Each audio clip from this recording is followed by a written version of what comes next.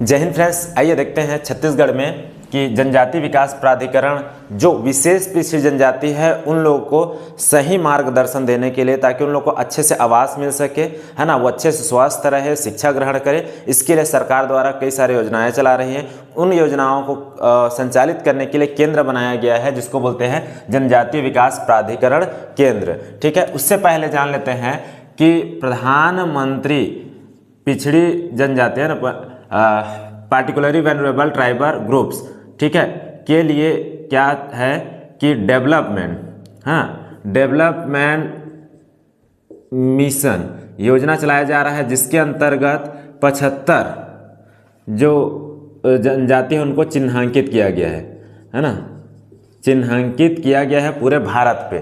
ठीक, जिसमें से यदि हम देखते हैं कि भाई इन लोगों को आखिर चिन्हांकित कैसे किया जाता है, तो देखते हैं मापदंड।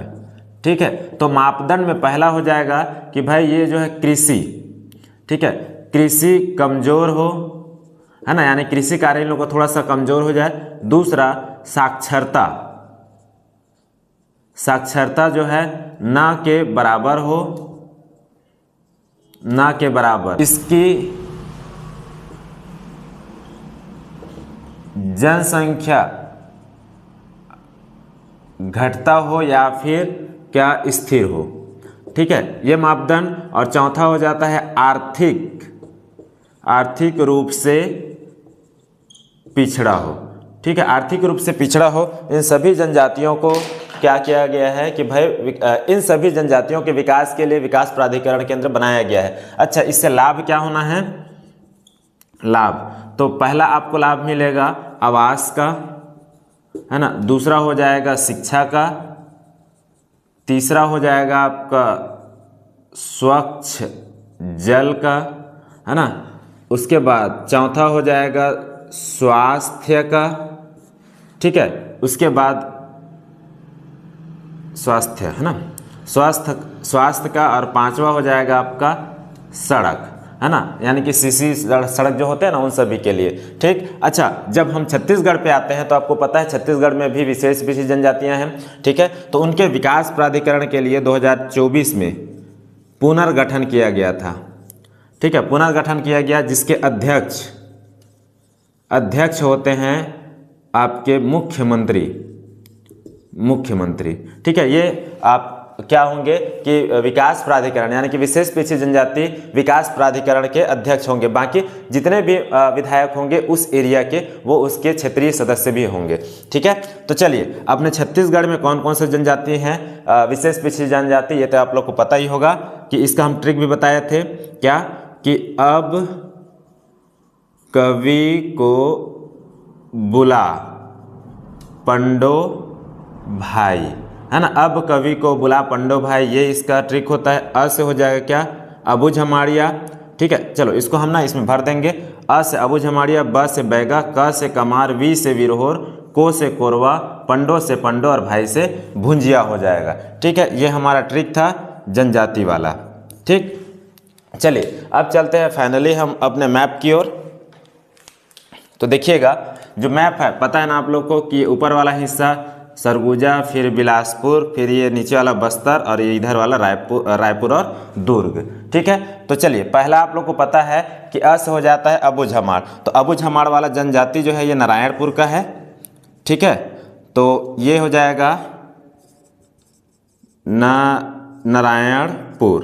ठीक है, जो जनजाति विकास प्राधिकरण है पिछड़ी जनजाति, उसके लिए यहाँ पर है ना विकास प्राधिकरण अबुझ हमाड़ के लिए, अबुझ हमाड़िया, है ना, अबुझ हमाड़िया के लिए। ठीक है, उसके बाद जब हम क्या करते हैं, अगला आता है बैगा।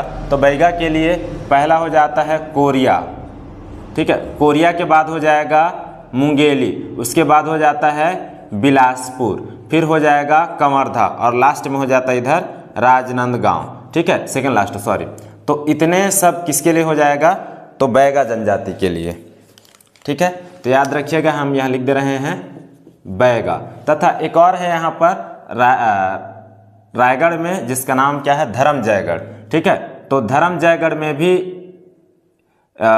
बैगा बैगा के लिए बनाया गया है विकास प्राधिकरण केंद्र। ठीक, तो ये हो गया क्या, अबूझमाड़ और बैगा का। ठीक, उसके बाद आता है आपका क से हो जाएगा कमार। तो देखिएगा ये क से कमार में पहला हो जाएगा आपका गरियाबंद, उसके बाद हो जाएगा यहाँ पर महासमुंद। ठीक है, और ये जो ऐसे जब काटते हैं ना, ठीक, ऐसे जब काटते हैं तो ये वाला हिस्सा हो जाता है धमतरी, तो धमतरी का नगरी। ठीक है, धमतरी का नगरी। और कांकेर का भानु प्रतापपुर। ठीक है, ये जो 4 जगह है ये हो जाता है आपका कमार के लिए, है ना। देखिए ये हो गया इधर से ये और इधर से ये वाला हिस्सा, ये चारों जब मिल जाते हैं, है ना, चारों के लिए कौन सा हो जाएगा आपका कमार, है ना, चारों कमार के लिए हो जाता है। उसके बाद अगला आता है कौन सा, विरहोर, ये वाला, है ना। तो विरहोर के लिए एक तो आपका हो जाएगा ये धर्मजयगढ़, है ना, दूसरा हो जाता है जसपुर। ठीक है, धर्मजयगढ़ और जसपुर, इन दोनों के लिए हो जाता है आपका विरहोर, है ना। उसके बाद अगला आता है कोरवा, पहाड़ी कोरवा, है ना। तो पहाड़ी कोरवा के देखिएगा यहाँ बलरामपुर, फिर उसके नीचे आता है आपका